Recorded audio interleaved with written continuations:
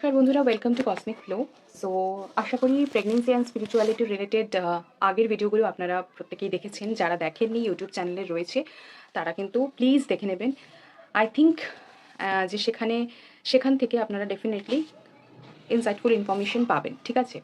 তো বেসিক্যালি আমি first trimester এবং সেকেন্ড ট্রাইমেস্টারে যা যা কিছু ফিজিক্যাল বডিতে চেঞ্জেস আসে মায়ের এবং বাচ্চারও, এবং তার সাথে সাথে ইমোশনাল একটা কানেকশন তৈরি হয়, এবং তার সাথে সাথে স্পিরিচুয়ালিটির দিক থেকেও বেশ কিছু কথা আমি বলেছিলাম সেই ভিডিওগুলোতে।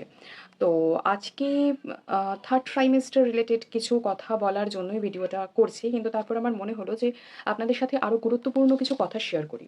কারণ সেকেন্ড ট্রাইমেস্টার হওয়া মানে মোটামুটিভাবে 24 সপ্তাহ হয়ে গেল। এবার 24 সপ্তাহ মানে 12-12 24 সপ্তাহ। ভালো করে দেখবেন, ফার্স্ট ট্রাইমেস্টার মানে হচ্ছে 3 মাস, সেকেন্ড ট্রাইমেস্টার মাঝের 3 মাস, এবং থার্ড ট্রাইমেস্টার লাস্ট 3 মাস। তো এভাবে 9 মাসকে আমরা এরকম ট্রাইমেস্টারে ভাগ করি।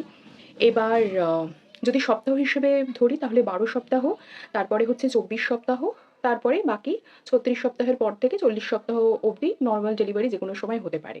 তো সেকেন্ড ট্রাইমেস্টার অবধি বলা হয়ে গিয়েছিল। গুরুত্বপূর্ণ স্ক্যানের কথাও আমি বলেছিলাম, যেরকম 12 সপ্তাহের সময়তে এনবিএনটি স্ক্যান করতে হয়, এবং 20 সপ্তাহ মানে 18 থেকে 22 সপ্তাহের মধ্যে আম যে অ্যানোমালি স্ক্যান রয়েছে, দ্যাট ইজ ভেরি ইম্পর্টেন্ট। সেই অ্যানোমালি স্ক্যান করতে হয় বেবির কোনো অর্গান যদি অ্যাবনর্মাল থাকে, এবং তার সাথে সাথে ইম্পর্টেন্ট যেটা ক্রোমোজোমাল ডিফেক্ট আছে কিনা তার জন্যও কিন্তু ব্লাড টেস্ট কিছু থাকে। আচ্ছা, এগুলো ইম্পর্টেন্ট ছিল। ডিটেলস আপনারা ভিডিওতে পেয়ে যাবেন।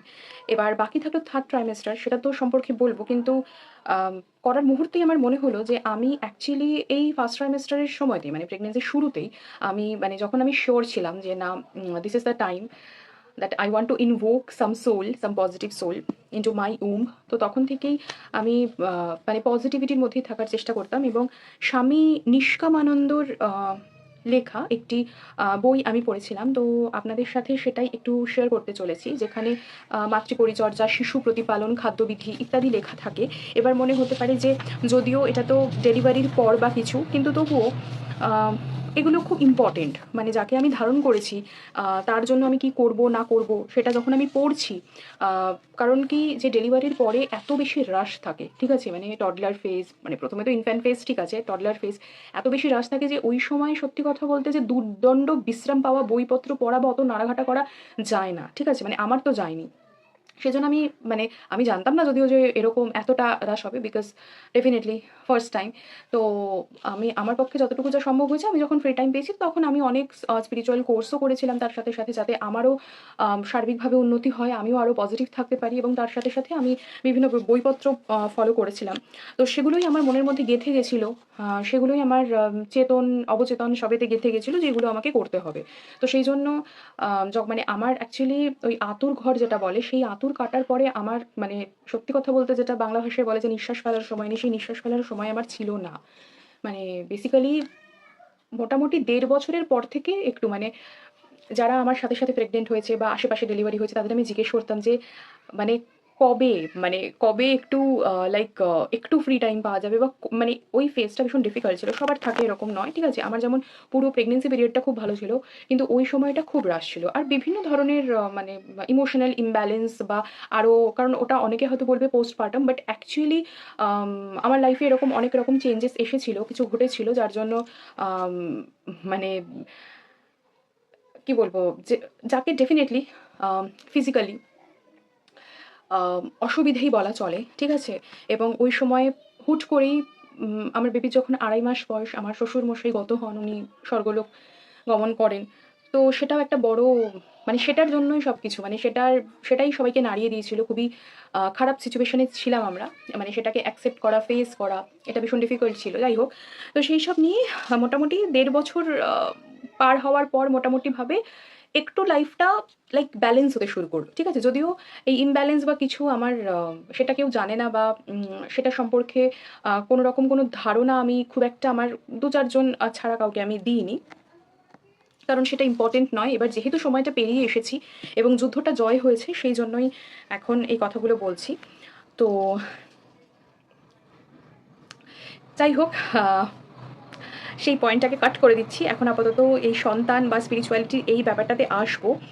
এবার এখানে না বেসিক্যালি এই মাতৃ পরিচর্যা, শিশু প্রতিপালন, খাদ্যবিধি ইত্যাদি লেখা থাকলেও একেবারে স্বাস্থ্য কিভাবে গড়ে তোলা উচিত সেইখান থেকে আরম্ভ করে, যে জনন ক্ষমতা সম্পন্ন মহিলাদের ঋতুস্রাব থেকে আরম্ভ করে টিনেজ বয়সীদের সেক্সুয়ালিটি থেকে আরম্ভ করে, মানে বিয়ের পূর্ব গুণ নির্ণয়, রক্ত পরীক্ষা ইত্যাদি, সুন্দর সন্তান গ্রহণে স্বামী স্ত্রীর ভূমিকা ইত্যাদি সবকিছুই কিন্তু বলা রয়েছে যে গর্ভে সন্তান ধারণের পর মাতাকে এবং একই সাথে পিতাকেও কতটা সংযম পালন করতে হবে ইত্যাদি, এবং শারীরিক যা কিছু পরিবর্তন হয় সেগুলোর ব্যাপারেও কিছু বলা রয়েছে। তো এখান থেকে আমি একটা ছোট টপিক তুলে ধরছি। আমি আগে থেকে যদিও ভাবিনি, বাট যতটুকু যা এখন আমি এই ইন্ডেক্সে দেখছি সেখান থেকে যেমন যেমন আমি যেটা তুলে ধরি সেটা হচ্ছে, যেটা প্রথম ভিডিওতে আমি বলেছিলাম যে সুন্দর সন্তান গ্রহণে স্বামী স্ত্রীর ভূমিকা, তো সেই ব্যাপারটা এখানে কি লেখা রয়েছে আপনাদের সামনে একটু পরিবেশন করছি। যেমন বলেছে, ভালো করে শুনবেন, বুঝবেন। যারা নিউলি ম্যারিড কাপল, যারা সুন্দর সন্তান গ্রহণ করতে চাইছেন, তারা অবশ্যই ব্যাপারটি বুঝবেন। এখানে লেখা রয়েছে, আমি আবারও বলছি, স্বামী নিষ্কামানন্দের লেখা একটি বই। বিবাহের পর সমগুণ সম্পন্ন প্রাপ্তবয়স্ক স্বামী স্ত্রীর জীবনযাপন খুব সংযমের হওয়া উচিত। আমি প্রথমেই বলেছিলাম, মানে রিপ্রোডাকশন বা এই যে বংশবৃদ্ধি, মানে এটাও একটা ইউনিভার্সাল ল, মানে এটাকে মেনটেন করতে হয় বা করতে হবে, ঠিক আছে। যাই হোক, তো স্বামী স্ত্রীর জীবনযাত্রার মধ্যে পরস্পরের প্রতি পরস্পরের ভালোবাসা অটুট থাকবে। ব্যবহারিক জীবনে স্বামী স্ত্রীর একে অপরের প্রতি যখন ভালোবাসা হারিয়ে যাবে, বিবাহের পর 2-4 মাসের মধ্যেই তখন শুরু হবে মানসিক যন্ত্রণা, পীড়ন।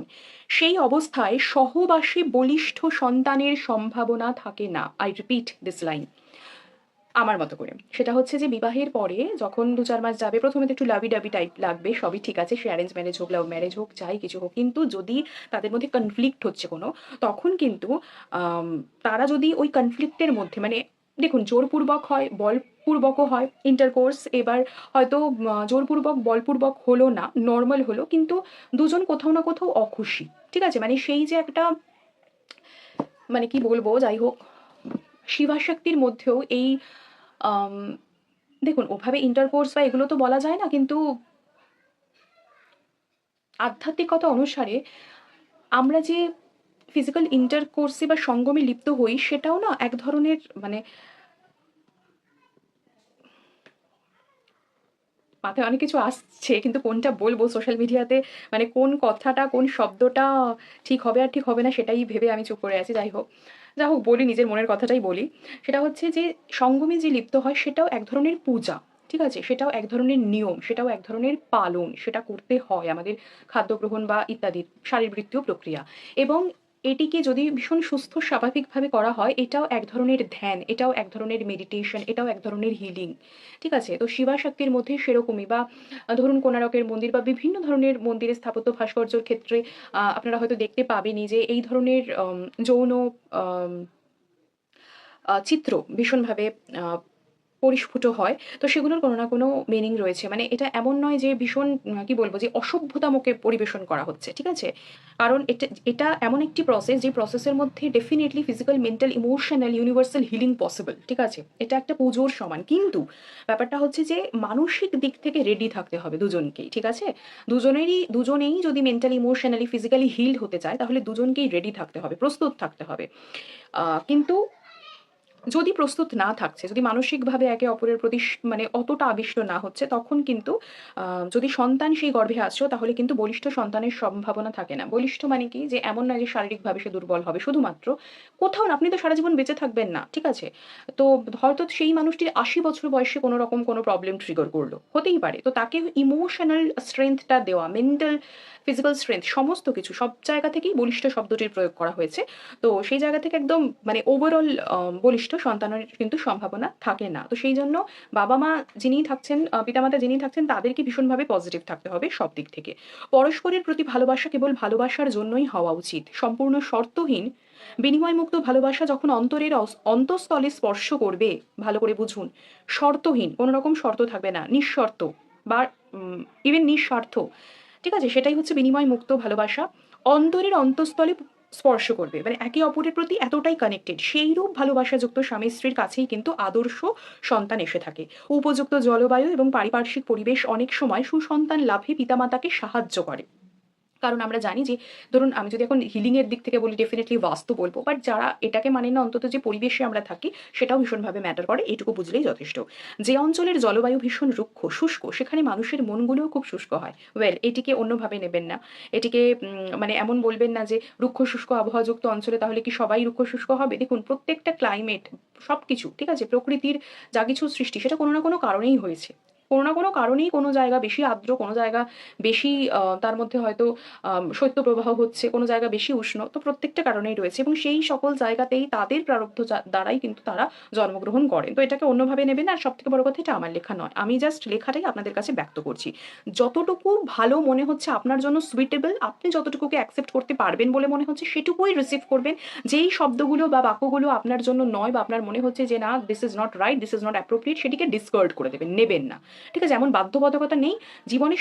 বলে না যে রাজহাঁস, ঠিক আছে, সেরকমই হওয়া উচিত যে জল আর দুধ একসাথে থাকলে ওই মানে দুধটাকেই সে অ্যাকসেপ্ট করবে। ঠিক আছে, যদিও তার ফিজিওলজিক্যাল প্রসেস আলাদা, এখানে কেজিনের একটা গল্প রয়েছে, কিন্তু আমি সেটা যাচ্ছি না। যে আপনাকে আপনার মধ্যে একটা ফিল্টার মেশিন সবসময় রাখবেন, ঠিক আছে, যেটুকু অনেক কিছুই পাবেন একসাথে। এবার আপনার মধ্যেই সেই ক্ষমতাটাকে ধারণ করবেন যে যতটুকু আমার জন্য ইম্পর্টেন্ট, যতটুকু আমার জন্য পিওর মনে হচ্ছে আমি ততটুকু নেবো, টক্সিকটাকে আমি নেবো না। ঠিক আছে, ব্যাস হয়ে গেল, আর কোনো ঝামেলা নেই। আচ্ছা, এবার এখানে লেখা যে মাটি যেখানে সুজলা সুফলা আবহাওয়া অনুকূল সেখানে আদর্শ মায়েরও দর্শন পাওয়া যায়। 20-21 বছর বয়স পার হলেই মায়ের উচিত হবে গর্ভধারণ করা। পিতামাতা ব্যবহারিক জীবনে চাকরি, ব্যবসা বাণিজ্য যে কোনো পেশায় যুক্ত থাক না কেন, বাড়িতে কিন্তু পরস্পরের প্রতি সৌহার্দ্যপূর্ণ ব্যবহার করতে হবে। আচ্ছা, 20-21 বছর পার হলেই যেটা বলছেন যে মায়ের উচিত হবে গর্ভধারণ করা, এটা কেন? এটারও সায়েন্টিফিক কারণটা আমি যদিও আই থিঙ্ক ফার্স্ট ভিডিওতে বলেছি। ঠিক আছে, মেয়েদের physiological process, physical body organ, সেখানে সেই ধরনের কথাবার্তাগুলো বলা হয়েছে। তো আপনারা সেটা দেখে নেবেন, তাহলে বুঝতে পারবেন। ঠিক আছে, আর সব থেকে বড় কথা, আমি এখানে এটা পরিবেশন করছি এবং আমি 20-21 বছর বয়সে মা হইনি। ঠিক আছে, আমি এটা বলে দিচ্ছি, কারণ চাকরি, ব্যবসা, পড়াশোনা সমস্ত কিছু মিলিয়ে নিজের কেরিয়ার গড়ে তো আমিও একটা পার্টিকুলার মানে 20-21 বছর বয়স থেকে অনেকটা গ্যাপে, 20-21 তো আমার শুরুই হয়নি। ঠিক আছে, 20-21 এমএসসি চলছে আমার, তো তখন তারপরে বহুদিন পরেই আমি মানে সিদ্ধান্ত নিই বিয়ে করার, এবং তারপরে মাতৃত্ব, সেটা ডিপেন্ড করছে যে আপনি কোনটাকে নেবেন আর আপনি কোনটাকে নেবেন না। আচ্ছা, আর যদিও এটা আই থিঙ্ক দেখে নিচ্ছি আমি সময়টা, প্রথম সংস্করণ হচ্ছে 1413 সাল, বাংলার পৌষ মাস, মানে জানুয়ারি 2007, বহু বছর আগেকার। এবার তখনকার মানসিকতা যেরকম, আজকের দিনের দাঁড়িয়ে কেউ যদি লিখছেন তাহলে তার লেখাতে হয়তো কিছু পরিবর্তন আসতে পারে। তো সেটাকে সেইভাবেই রাখবেন, যেটা 2026 সাল, 2007 সালের লেখা একটি বইয়ের আমি কথা এখানে আপনাদের সামনে পরিবেশন করছি। ওকে, চাকরির স্থলে মনোমালিন্য কিংবা ব্যবসা ক্ষেত্রে লোকসানে জ্বালা যন্ত্রণা স্ত্রীর ওপর প্রয়োগ করলে চলবে না। এরূপ জ্বালা যন্ত্রণা নিয়ে জীবনযাপনে সুস্থ সন্তান লাভ করা যায় না। ব্যবসায় লোকসান, পাওনাদার সর্বদা পিছনে লেগে রয়েছে, পরিবারের কর্তা সর্বদা অশান্তিতে রয়েছে, চিত্ত সর্বদাই অশান্ত, এই সমস্ত যন্ত্রণার দায়ভার যদি স্ত্রীর উপর চাপানো হয়, সেই স্ত্রী কি সুস্থ থাকতে পারবে? এইরূপ ভাব নিয়ে যদি উভয়ের মিলন হয়, সেই মিলনের ফলে যে সন্তান হবে সেই সন্তান কখনো সুন্দর হবে না। উভয়ের মধ্যে এইরূপ অবস্থায় সন্তান গ্রহণ উচিত নয়। যদি প্রবলেম আসছে, প্রবলেমটাকে কাটিয়ে যখন রিলিফ পাবেন, ফ্রি হবে, তখন করবেন। আর যাদের সারা জীবন প্রবলেম থেকেই যাচ্ছে, মনে হচ্ছে না এটা আমার যাচ্ছে না, তাহলে definitely you have to visit some healer, some guide, যে আপনাকে সুস্থ স্বাভাবিক জীবন মানে প্রদান করতে একটু আপনাকে সাহায্য করতে পারে। স্বামী স্ত্রী উভয়কে সহবাসের পূর্বে সুস্থ সুন্দর দেহ মন নিয়ে নতজানু হয়ে ভগবানের উদ্দেশ্যে প্রার্থনা জানাতে হয়। এটা যে যা ধর্ম পালন করেন তার প্রতি এটা ব্যক্ত করা হয়েছে। তবেই পিতামাতার সন্তান সুস্থ সুন্দর হবে। তাই উন্নত ভাব এবং ভাবনায় যদি মিলন হয়, সেই মিলনে সুসন্তান জন্ম নেবে। জগতে এইরূপ সন্তানরা দাগ কাটতে পারে আর সেই দিন জননী ধন্য হয়। আচ্ছা, এই জায়গা থেকে আরও একটা কথা আমি বলবো যে যারা নাস্তিক বা যারা মানেন না যে কেউ আছেন বা কিছু, মূর্তি পুজোয় বিশ্বাসী নয়, সেটা আলাদা ব্যাপার, আপনাদের যা যা ধর্ম তাই মানবেন, কিন্তু সেটাতেও যদি না মানছেন তাহলে এটা তো মানেন যে আমাদের কিছু ওপরে হায়েস্ট কিছু এনার্জি রয়েছে, ইউনিভার্সাল এনার্জি, প্রকৃতি রয়েছে, পৃথিবী রয়েছে, তাকেই মানবেন। গর্ভধারণের উপযুক্ত সময়, এবার এখানেও অনেকের মতবিরোধ হতে পারে, বাট এখানে লেখা রয়েছে গর্ভধারণের উপযুক্ত সময় ফাল্গুন মাস। ফাল্গুন মাসে গর্ভধারণ করলে কার্তিক অগ্রহায়ণ মাসে 280 দিন পর সন্তান ভূমিষ্ঠ হবে। সন্তান ভূমিষ্ঠ হওয়ার উপযুক্ত সময় কার্তিক মাস। তাহলে যাদের কার্তিক মাসে জন্ম তারা খুব লাকি, মানে অ্যাকর্ডিং টু স্বামী নিষ্কামানন্দ, যে ওই সময়টা খুব লাকি হচ্ছে। ঠিক আছে, যাই হোক, সন্তান ভূমিষ্ঠ না হওয়া পর্যন্ত ভ্রূণ বা গর্ভস্থ সন্তানকে খুব সুন্দরভাবে রক্ষা করতে হবে। অ্যান্টিনেটাল বা পোয়াতি অবস্থায় পৌঁছানোর পর থেকে মায়ের সম্পূর্ণ দায়িত্ব পড়ে গেল শিশু জন্মের পূর্ব পর্যন্ত গর্ভস্থ শিশুকে সুষ্ঠুভাবে গঠনে সাহায্য করার। ঠিক আছে? এবার কিভাবে কি সাহায্য করবে সেটাই প্রত্যেক মাসে কিরকম কি হবে না হবে সেগুলোর কিছুটা আমি বলে দিয়েছিলাম। ঠিক আছে? এবার আরো কয়েকটা কথা বলি, যেরকম থার্ড ট্রাইমেস্টারে যদি পড়ে যাচ্ছেন তাহলে ততদিনে আপনি মোটামুটি জেনে গেছেন যে আপনার সন্তানের সমস্ত অর্গান যা কিছু রয়েছে এবং ব্লাড টেস্ট রিপোর্টে যে তার ক্রোমোজোমাল কোনো ডিফেক্ট নেই। তো তার বডির অর্গানগুলোও সব কিন্তু ভালো রয়েছে। তো এবার আপনার সাথে কানেকশন বিল্ড করার পালা। ঠিক আছে? ইমোশনাল কর্ড কিন্তু তখন ভীষণভাবে হয়। সে কিন্তু আপনাকে ফিল করতে পারে। ঠিক আছে? দেখবেন যে আস্তে, আস্তে ৭ মাসের পর থেকেই একটা বাটারফ্লাই টিংলিং সেনসেশন হয় লোয়ার অ্যাবডোমেনে, এবং ডেফিনিটলি মাদার ক্যান ফিল যে বেবি হয়তো মুভ করছে, সেটা আস্তে, আস্তে ধীরে, ধীরে, ধীরে, ধীরে হয়। এবার বেবি তখন আপনার যে গলার আওয়াজ সেটা বুঝতে পারে, আপনাকে ফিল করতে পারে। আপনি যখন আপনার লোয়ার অ্যাবডোমেনে হাত রাখেন, মানে আপনার তলপেটে হাত রাখেন, তখন সে উপলব্ধি করতে পারে। তখন তার খুব ভালো লাগে এবং আহ ওকে, এবং তার সমস্ত শারীরিক গঠন যেমন হয়ে যায়। তো আপনি যদি ভালো থাকেন, সে সেই ভালো ভাইবটাকে ফিল করতে পারে। আর আপনি যদি খারাপ থাকেন, যেরকম আমি আগের ভিডিওতে বলেছিলাম যে খুব রাশে আছেন বা কিছু নিয়ে চিন্তা করছেন, কিছু পার্টিকুলার হরমোন রিলিজ করলো যেটা আপনার জন্য ভালো নয়, কিছু কেমিক্যাল সাবস্টেন্স রিলিজ করলো যেটা আপনার জন্য ভালো নয়, প্রবাবলি আপনার প্যালপিটেশন হচ্ছে, আপনার এই সময় সুগার প্রেশার অনেক সময় ফ্লাকচুয়েট করে, হাই হয়ে যায়, তো সেগুলো নিজেকে মেনটেন করতে হবে। তো সেই জন্য one and only solution is meditation to calm yourself. তো মেডিটেট করবেন, তাহলে নিজে শান্ত থাকবেন, আর নিজে যতটা শান্ত এবং সংযমে থাকতে পারবেন, কম্পোজড থাকতে পারবেন, সন্তানও কিন্তু ততটা ভালো থাকবে, সুস্থ স্বাভাবিক সরলভাবে সে কিন্তু থাকতে পারবে। তার অতটা সমস্যা হবে না, সে ভাববে না যে আমার মা কাঁদছে, আমার মা কষ্ট পাচ্ছে। ঠিক আছে? তো এগুলো আপনাকেই মেনটেন করতে হবে। আশেপাশের পরিবেশ পরিস্থিতি যেমনই হোক না কেন, আপনাকে স্ট্রংগেস্ট হতে হবে। সুতরাং এটা প্রেগনেন্সির আগে থেকে ভেবে রাখবেন। এবার প্রথম কথা যে ওই যে বললাম যে সবসময় স্থির থাকে না। ঠিক আছে? অনেক সময় হঠাৎ প্রেগনেন্ট কেউ হয়ে যাচ্ছে, অ্যাক্সিডেন্টাল প্রেগনেন্সি চলে আসতে পারে। তো সেই সকল ক্ষেত্রে ঠিক আছে, যদি আপনি বেবিকে রাখতেই চাইছেন, তাহলে ডেফিনিটলি আপনাকে সংযত এবং ভীষণভাবে স্ট্রং থাকতে হবে। তখন আপনার একটাই কাজ, ওয়ান অ্যান্ড অনলি অবজেক্টিভ ওই টাইমটাতে আপনার জীবনের এটাই যে বেবিকে প্রোটেকশন দেওয়া। ঠিক আছে? সর্বত্রভাবে। তো সেই জায়গা থেকে কিন্তু আপনাকে সেটাকে ভালোভাবে পালন করতে হবে। ওকে? মেইনটেইন করতে হবে। তো সেই জন্য নিজে মানসিকভাবে যতটা উচ্চ ক্ষমতাশীল হয়ে থাকতে পারবেন, ততটাই কিন্তু আপনার বেবি স্ট্রেংথ পাবে। ঠিক আছে? এইভাবে জিনিসগুলোকে ভাবতে হবে। তার তো আর ফিজিক্যাল বডি নতুন করে তৈরি হওয়া নেই। আস্তে, আস্তে সে ম্যাচিউর হবে, আস্তে, আস্তে সে গ্রোথের দিকে যাবে। আপনারও খাওয়া-দাওয়াগুলো আরো ভালো করতে হবে। সেকেন্ড ট্রাইমেস্টারটা তাও একটু যদি মনে হয় যে ঘুরতে বেরোতে একটু কম রিস্কি থাকে। কিন্তু থার্ড ট্রাইমেস্টারে আবার যখন তখন যা কিছু হতে পারে। তো টেনশন তো নেওয়া যাবেই না। আর হুটপাট করে এদিক ওদিক বেরিয়ে যাওয়া, বেশি ঘোরা, এগুলোও কিন্তু যাবে না। এবার অনেকের মানে শারীরিক গঠন বা তাদের যে লাইফস্টাইল সেটা হয়তো একটু ডিফারেন্ট হয়, বা তারা সেগুলো করতে পারে। যেমন এরকম দেখা যায় যে অ্যাথলিটও এরকম প্রেগনেন্সিতেও দৌড়াচ্ছে, বা প্রেগনেন্সিতেও অনেকে নাচ করছে। সেগুলো তার প্যাটার্ন, সেগুলো তার লাইফস্টাইল। ঠিক আছে? সে করতে পারে। কিন্তু হুট করে যে এগুলো কখনো করেনি, হুট করে অন্য কারোরটা দেখে করতে গেল, তখন কিন্তু বিকজ এটা আপনার প্যাটার্ন নয়। তো যার যেটা প্যাটার্ন, যার যেটা লাইফস্টাইল, সেইটাকেই আপনারা কিন্তু পালন করবেন। হুট করে নতুন কিছুকে কিন্তু মানে জাস্ট সোশ্যাল মিডিয়া দেখেও এটা করছে বলে ভাইরাল হওয়ার জন্য অন্য কিছু করা, সেটা করতে যাবেন না। সেটা আপনার জন্য, আপনার বেবির জন্যও কিন্তু রিস্কি হতে পারে। আপনার লাইফস্টাইল, আপনার প্যাটার্ন, আপনার ফুড হ্যাবিটস সেগুলো ডিফারেন্ট, আপনার লোকালিটি ডিফারেন্ট, আপনার এনভায়রনমেন্ট ডিফারেন্ট, আপনার পরিবার পরিজন প্রত্যেকে আলাদা। যে হয়তো অন্য কাউকে দেখছেন ভিডিওতে, তার সব কিছু আলাদা। ঠিক আছে? তো সেই মতো করে নিজেকে কিন্তু ভীষণভাবে কম্পোজ থাকতে হবে এবং শান্ত থাকতে হবে। ঠিক আছে? এইভাবে পালন করবেন। তো থার্ড ট্রাইমেস্টার নিয়ে খুব একটা আর বেশি কিছু কথা বলার আমার আপাতত এই মুহূর্তে তো কিছু সেরকম আসছে না। কারণ ভীষণ সুন্দর মুহূর্ত। এই মুহূর্তটাতে কিন্তু যেটা ভীষণ ইম্পর্টেন্ট সেটা হচ্ছে যে, যেটা বললাম, আপনি যা করবেন আপনার বাচ্চা সেটাই ফিল করবে। তো ভালো, ভালো গান শুনবেন যেটা আপনাকে হিল করে। যাদের সাথে কথা বললে আপনার ভালো লাগে, আপনি বেশ হায়ার ফ্রিকোয়েন্সিতে যান, পজিটিভ থাকেন, তাদের সাথে কথা বলবেন। আ বেবি কিন্তু তাদেরও ফিল করতে পারে যে না, এরা মায়ের সাথে কথা বলছে এবং মা তাতে খুশি হচ্ছে। তার মানে এরা মায়ের আপন, তার মানে আমার আপন। আর কেউ আপনাকে যদি ক্রিটিসাইজ করছে, আপনি দুঃখ পাচ্ছেন কারোর কথা, সেটাও কিন্তু আপনার থ্রুতে, ইমোশনাল অ্যাটাচমেন্ট এর থ্রুতে কিন্তু বেবিও সেটা ফিল করতে পারে।